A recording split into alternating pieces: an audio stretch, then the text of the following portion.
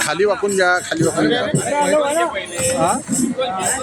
अरे पहिलं बाईट घेऊन घ्या ना, नंतर मग हम तुम्हारे साथ हैं. अबे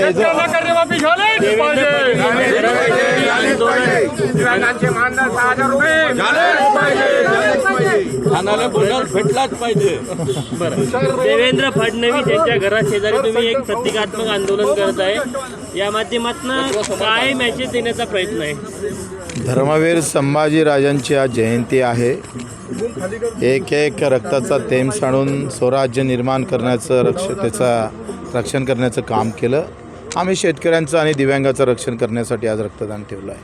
अन्नदात्यासाठी आणि दिव्यांगासाठी केलेलं रक्तदान किमान फडणवीस साहेबांनी 7/12 कोरा कोरा म्हणणाऱ्या CM साहेबांना रक्तदानातून संदेश देण्याचा आम्ही प्रयत्न करतो आहे.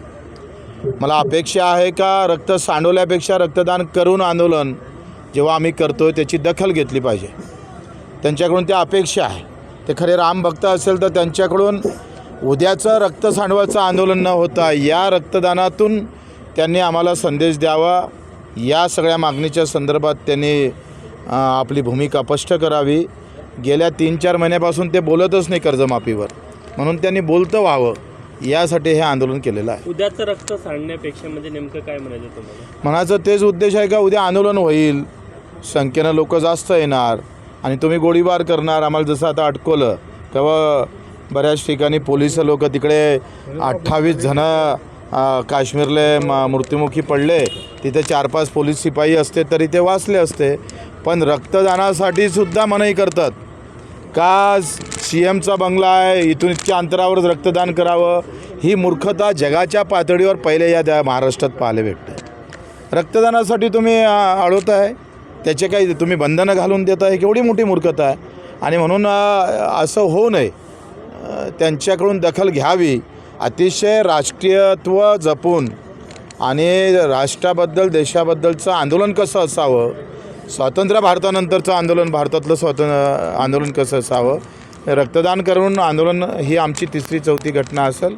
देशाच्या पातळीवर पहिलं संघटन असेल का ते रक्तदान करून आंदोलन करतं, तर त्याची दखल घेतली पाहिजे. आंदोलनाचा आता दुसरा टप्पा आहे, मशाल यात्रा झाली, आता हे रक्तदान होत आहे. पुढचा टप्पा काय असणार आहे? रायगडाचं आंदोलन झालं, नंतर मशाल झाली, आता रक्तदान झालं.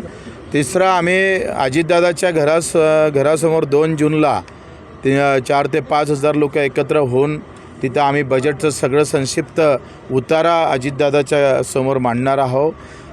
त्यांनी म्हटलं होतं का आम्ही पेन्शन वेळेवर देऊ, अपंगांचं वेळेवर भेटलं नाही तर वित्त सचिवाचा पगार थांबवू. आता वित्त सचिवाचा पगारही थांबवला नाही आणि आमच्या पगार मानधनही वेळेवर भेटत नाही. मग दादाची दादागिरी संपली ही सांगायला आम्ही बारामतीत जातो आहे.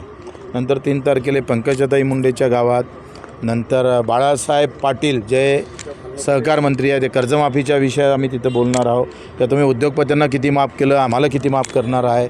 आणि मग संजय राठोड आणि 6 तारखेला आम्ही फडणवीस साहेबाच्या घरी पुन्हा आम्ही चटणी भाकर घेऊन इथं थांबणार आहोत. त्यांना पुन्हा विनंती करणार आहोत.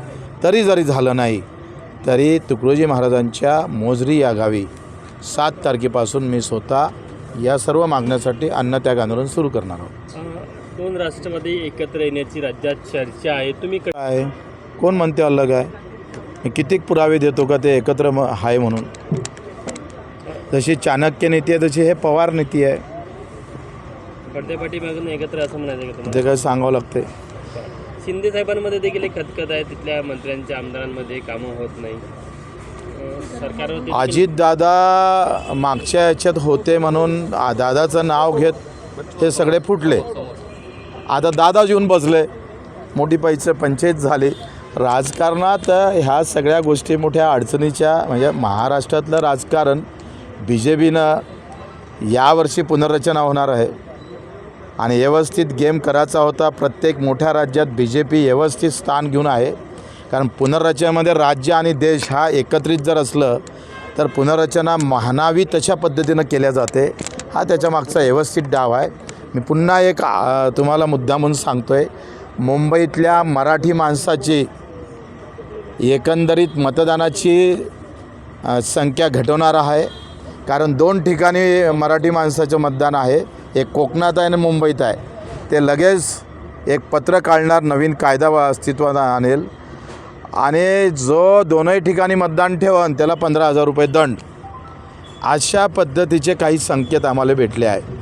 म्हणजे सत्तेसाठी सगळे नियम बाजूला ठेवून BJP राजकारणातलं सगळ्यात बेकार राजकारण म्हणजे जसं औरंगजेब चाल करून याचा विचित्र पद्धतीनं तेवढं जरी नसलं तरी राजकारणात काहीही करावं पण सत्ता हाती घ्यावं अशा मानसिकतेत सध्या भाजपा आहे. आधार लिंक जो मतदार कार्डासोबत केला जात आहे, काय वाटते मुंबई महानगर त्याचसाठी स्पेशल मी जे सांगितलं बघित आता तो दंडात्मक कारवाई पण होणार आणि पुन्हा मग मराठी माणसाचा तिथला टक्केवारी कमी करून व्यवस्थित प्लॅनिंग होईल. ओके चला.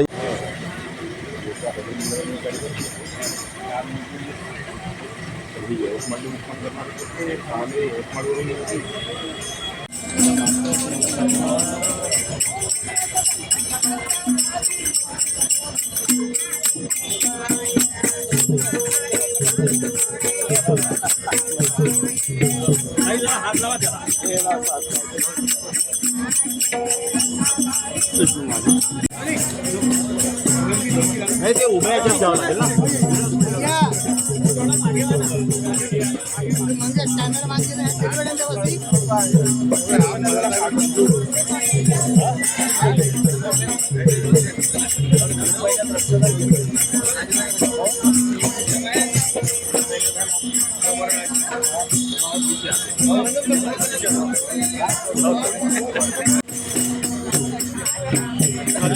करतो